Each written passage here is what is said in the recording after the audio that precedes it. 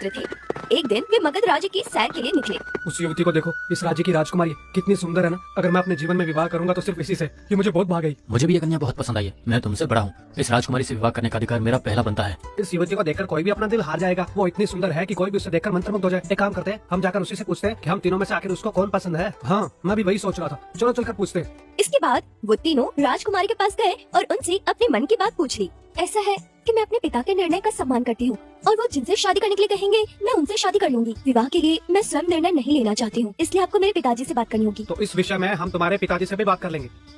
तो तुम हौसल राज्य के राजकुमार हो, उनसे शगुन लेना मेरे लिए आनंद का विषय होगा। पर आप तीनों ही उसे पसंद करते हो। अब तो मैं दुविधा में पड़ गया हूँ। आपका जो भी निर्णय होगा हमें स्वीकार होगा। आप किससे विवाह करना चाहते हैं, आप बताइए हमें। ऐसे कैसे निर्णय ले लूं? आप में से कौन मेरी बेटी के लिए योग्य वर होगा ये जाने बिना। ठीक है, मैं तुम तीनों के लिए एक परीक्षा रखता हूँ। जो भी उस परीक्षा में सफल होगा मैं अपनी बेटी का विवाह उससे निश्चित कर दूंगा। क्या ये आपको स्वीकार है? हमें स्वीकार है महाराज। ठीक है, फिर आप तीनों 3 दिशा में चले जाओ और एक बहुमूल्य उपहार ले आओ। जिसका उपहार मुझे अच्छा लगेगा वही विजेता होगा। क्या आप तैयार हैं? ठीक है महाराज, आपकी इस परीक्षा के लिए हम लोग सच हैं।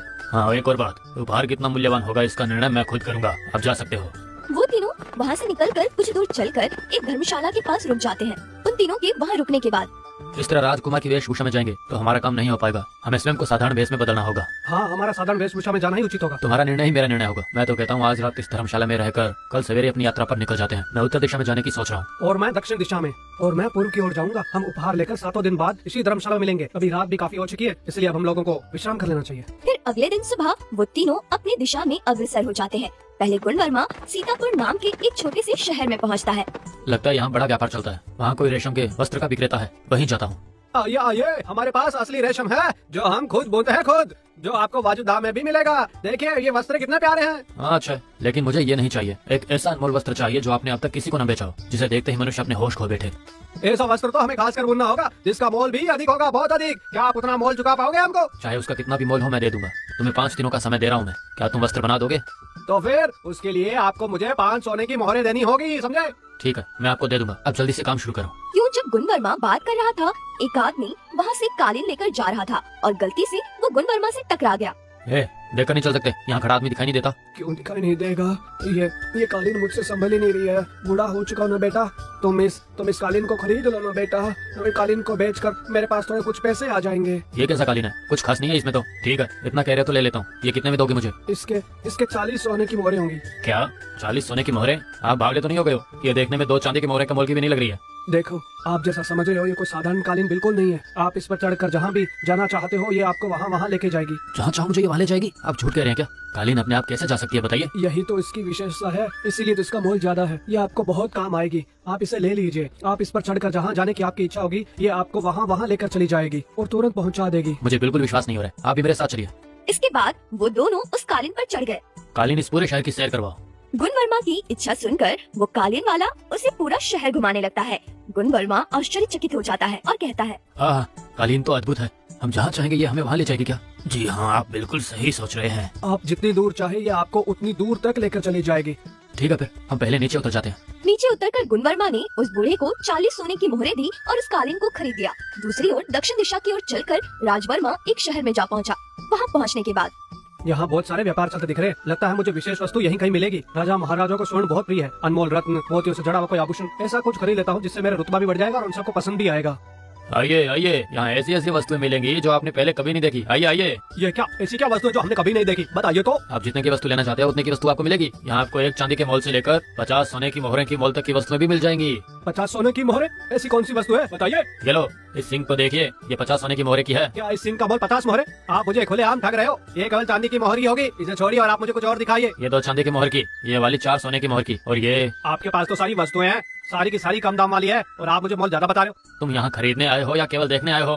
चलो निकलो यहाँ से। भाई साहब, आप यहाँ कब से खड़े बस देख रहे हैं? आप भी केवल देखने आए हो या कुछ खरीदना भी है? हाँ, मैं खरीदने के लिए आया हूँ। मुझे वो सिंह दिखाना। तो आप इसका मोल 50 सोने की मोहरें बता रहे थे ना, ऐसी क्या विशेष बात है इसमें जो आप इसका मोल 50 मोहरें बता रहे हैं? देखिए साहब, मैं बता रहा हूँ ये कोई साधारण सिंह नहीं है। आप इसमें जिस भी व्यक्ति को देखना चाहते हो बस उस व्यक्ति का स्मरण करेंगे तो उसे आप देख सकते हैं। आपको वो दिखाई देगा, आप एक बार करके तो देखिए। अच्छा, जरा दिखाओ तो एक बार। मैं जिसे विवाह करना चाहता हूँ वो राजकुमारी इस समय क्या कर रही होगी, कैसी होगी, मैं देखना चाहता हूँ। राजकुमारी उस समय अपने उद्यान में सैर कर रही थी।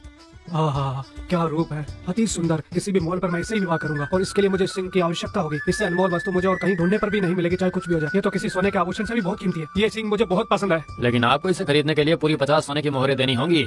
ये लीजिए आपके सोने की 50 मोहरें। आप तो ये सिंह ले जा सकता हूँ ना। इस तरह वो सिंह लेकर राजवर्मा वहाँ से चला गया। दूसरी ओर पूरब की ओर निकला आदित्य वर्मा भी एक शहर में जा पहुँचता है। ये क्या, मैं इतनी दूर चला गया और यहाँ पर कोई मुझे व्यापारी भी दिखाई नहीं देता है। मैंने पूर्व की ओर आकर गलती तो नहीं कर दी? मुझे तो पश्चिम की ओर जाना चाहिए था। बेटा, ये कोई सफरचंद खरीदेगा क्या? केवल 30 सोने की मोहरें की है ये। क्या कोई खरीदेगा इसे? इस सफरचंद के लिए सोने की 30 मोहरें? 30 सोने की मोहर में तो सफरचंद का पूरा बगीचा है और ये केवल तो एक सफरचंद है और आप 30 मोहरों का बोल रहे हो। सुनिए, आप इस सफरचंद का इतना मोल क्यों बता रहे हैं भला? बेटा, ये कोई साधारण सफरचंद नहीं है, ये कृत्रिम सफरचंद है। आप इसमें किसी भी रोगी को जो भयंकर रोग से ग्रसित हो, जो रोग से दुखी हो, उसे सुंघाएंगे तो उसका रोग क्षण भर में ही गायब हो जाएगा। यही इसकी विशेषता है, इसीलिए इसका मोल 30 सोने की मोहर है। क्या आपको चाहिए? बताओ बेटा। देखिए, मुझे झूठ भी कह सकते हैं। मैं कैसे मालूं कि सूंघने से किसी का रोग गायब हो सकता है? भला बताओ जरा। मैंने इससे कई व्याधिग्रस्त लोगों को ठीक किया है बेटा। आप चाहो तो इस गांव से किसी से भी पूछ लो कि सफरचंद की क्या विशेषता है, वो सब आपको बता देंगे। बाबा, आप यहाँ हैं? मैं आपको कहाँ कहाँ नहीं ढूंढा। जल्दी चलिए मेरे साथ। मेरा भाई खेत में काम करते करते जाने कैसे मूर्छित हो गया। तुम्हें मेरी बात पर विश्वास नहीं हो रहा था ना, तो मेरे साथ चलकर स्वयं अपनी आंखों से देख लो। फिर आदित्य वर्मा उस बूढ़े के साथ मूर्छित आदमी के पास चला जाता है। सफरचंद सुंघाकर मूर्छित पड़े आदमी को बूढ़ा ठीक कर देता है। उसके बाद अब तो तुमने स्वयं देख लिया, तो क्या तुम्हें अब भी मेरी बात पे विश्वास नहीं हो रहा? हाँ, अब तो मुझे विश्वास हो गया है। मुझे सफरचंद चाहिए। आप ये लीजिए सोने की 30 मोहरें। वो सब तो ठीक है, लेकिन आप ये मुझे क्यों बेच रहे हैं? आपके पास रहा तो कितनों के काम आएगा? क्या बताऊं बेटा, मेरी बेटी ने एक राजकुमार को पसंद किया है। उस राजकुमार से विवाह करने के बदले में महाराज ने मुझसे 30 सोने की मोहरें मांगी है, इसीलिए बेचना पड़ रहा है। फिर उस सफरचंद को खरीदकर वो वापसी कर उससे धर्मशाला में पहुंच जाता है, जहां उसके दोनों भाई होते हैं। तीनों भाई अपनी लाई हुई वस्तुओं के बारे में बताते हैं। तो हम तीनों ने अंत में विशेष वस्तु प्राप्त कर ली और कल हम राजकुमारी को देखने जा रहे हैं। कल तक की प्रतीक्षा क्यों? इस सिंह से हम अभी राजकुमारी को देख सकते हैं। अरे ये क्या, ये राजकुमारी को कुछ हो गया है। महाराज उसके पास बैठे हैं और वो मुझे चिंता में लग रहे हैं। हमें कुछ जरूर करना चाहिए। बेटा, जिस सर्प ने तुम्हें काटा है सुना है, वो अत्यंत विषारी है और राजवेद के अनुसार तुम केवल 1 दिन और जीवित रह पाओगी। अब भगवान ही कोई चमत्कार करे। भाइयों, राजकुमारी को किसी सर्प ने काट लिया है और वो केवल 1 दिन ही जीवित रह पाएगी। हमें जल्दी वहाँ जाना होगा। हम घोड़े पर सवार होकर समय पर वहाँ नहीं पहुँच पाएंगे, इसलिए मेरे पास ये कालीन है, इस पर चढ़कर हम तुरंत वहाँ पहुँच जाएंगे। चलो। इसके बाद तीनों भाई गुणवर्मा के लाए कालीन पर सवार होकर राजकुमारी के पास जाते हैं। महाराज, हमें सब पता चल गया है। आप चिंता मत कीजिए, हम राजकुमारी को बचा लेंगे। शाबाश राजकुमार, तुम्ही ने राजकुमारी को बचाया है, इसीलिए। हाँ, रुक जाइए महाराज। राजकुमारी केवल मेरे कारण ही ठीक नहीं हुई है। बताता हूँ। हम भाइयों में से एक ने दूरदर्शन में से देखकर पता लगा कि राजकुमारी अस्वस्थ है। दूसरे भाई के एक विशेष कालीन पर चढ़कर हम लोग यहाँ पहुँच सके हैं और मेरे पास रही इस कृत्रिम सफरचंद से मैंने राजकुमारी को बचा लिया है और इस तरह हम तीनों के कारण ही राजकुमारी को पुनर्जीवन मिला है महाराज। तो इसका श्रेय केवल मुझे नहीं जाता है। इसके बाद अपने द्वारा लाई उस विशेष वस्तु के बारे में बताते हैं। आप तीनों ने मिलकर मेरी राजकुमारी को बचाया है और आप तीनों की लाई वस्तु भी अनमोल है। मुझे तीनों ही पसंद है। अब मैं क्या करूं?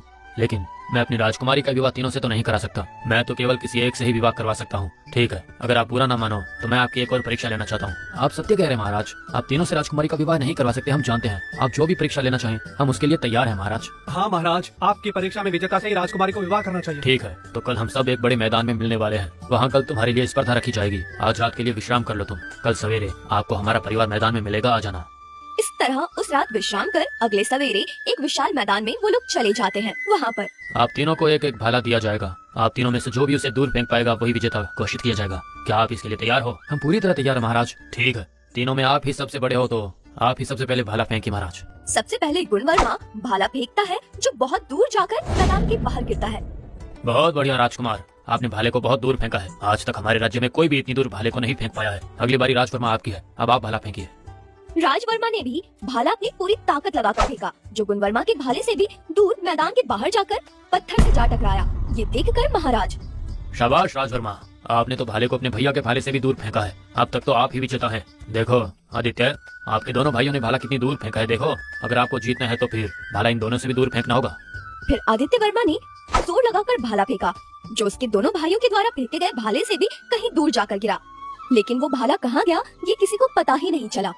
आदित्य, आपका फेंका हुआ भाला कहाँ जाकर गिरा है हमें दिखाई ही नहीं दे रहा है। अगर ये पता चल पाया कि आपका फेंका हुआ भाला राज वर्मा के फेंके हुए भाले से दूर गिरा तभी कोई निर्णय ले पाएंगे। लेकिन महाराज सच तो ये है कि आदित्य वर्मा का फेंका हुआ भाला राज वर्मा के भाला से दूर जाकर ही गिरा है, पर बिना देखे विजेता घोषित कैसे करेंगे महाराज? आपका निर्णय मुझे तो कुछ समझ में नहीं आता है। इसमें सोचने की क्या आवश्यकता है मंत्री जी? आदित्य वर्मा का फेंका हुआ भाला हमें मिला ही नहीं, फिर भाला दूर फेंक कर विजेता तो राज वर्मा ही सिद्ध हो गए है ना। बस इसीलिए राजकुमारी का विवाह मैं राज वर्मा से करने का निर्णय लेता हूँ। इस तरह महाराज राजकुमारी का विवाह राज वर्मा से करवा देते हैं।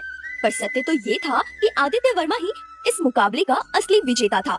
हारा हुआ गुण वर्मा लज्जित होकर ना जाने राज्य छोड़कर कहां चला गया, ये किसी को भी पता नहीं चला। असली विजेता होने पर भी महाराज के अनुचित निर्णय से आदित्य वर्मा बहुत ही निराश हो गया। राजकुमारी से विवाह करने की योग्यता मुझ में ही थी, लेकिन ऐसा क्यों? मेरा फेंका हुआ भाला कहीं मिला ही नहीं किसी को, उसे वहीं कहीं पड़ा होना चाहिए था। आखिर वो गायब कैसे हो गया भला? राजकुमारी से विवाह तो कर नहीं पाया, लेकिन कम से कम उस भाले का तो मैं ढूंढ कर पता लगा सकता था ना। भाला मेरे भैया से दूर फेंकने वाला असली विजेता तो मैं ही था। इस तरह आदित्य उसका फेंका हुआ भाला ढूंढने के लिए निकल पड़ा। तो आदित्य वर्मा को उसका फेंका गया भाला कहाँ मिला? आखिर वो भाला किसी को दिखाई क्यों नहीं दिया?